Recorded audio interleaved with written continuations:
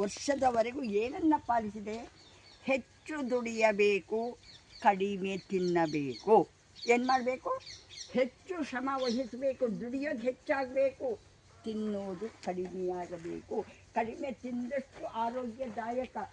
ಎರಡನೇದು, ಹೆಚ್ಚು ನಗಬೇಕು, ಕಡಿಮೆ ಅಳಬೇಕು. ಹೆಚ್ಚು ಪ್ರೀತಿಸಬೇಕು, ಕಡಿಮೆ ದ್ವೇಷಿಸಬೇಕು. ಹೆಚ್ಚು ಆರೋಗ್ಯವಂತರಾಗಿರಬೇಕು, ಸೋಮಾರಿಗಳು ಆಗಿರಬಾರದು. ಶ್ರಮ ಜೀವನಕ್ಕೆ ಹೆಚ್ಚು ಮಹತ್ವ ಕೊಡಬೇಕು, ಸೋಮಾರಿತನವನ್ನು ಬಿಡಬೇಕು.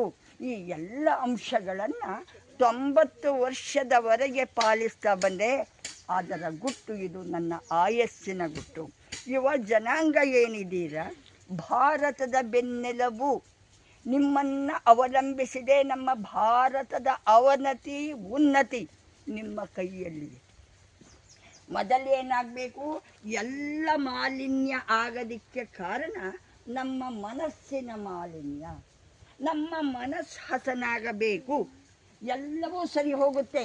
ಮಣ್ಣು ಕಲುಷಿತ, ನೀರು ಕಲುಷಿತ, ಗಾಳಿ ಕಲುಷಿತ, ಆಕಾಶ ಕಲುಷಿತ, ಎಲ್ಲವೂ ಕಲುಷಿತ ಆಗಲಿಕ್ಕೆ ಮುಖ್ಯ ಕಾರಣ ಏನು? ನಮ್ಮ ಮನಸ್ಸು ಕಲುಷಿತ ಆಗಿದೆ. ಕಶ್ಮಲ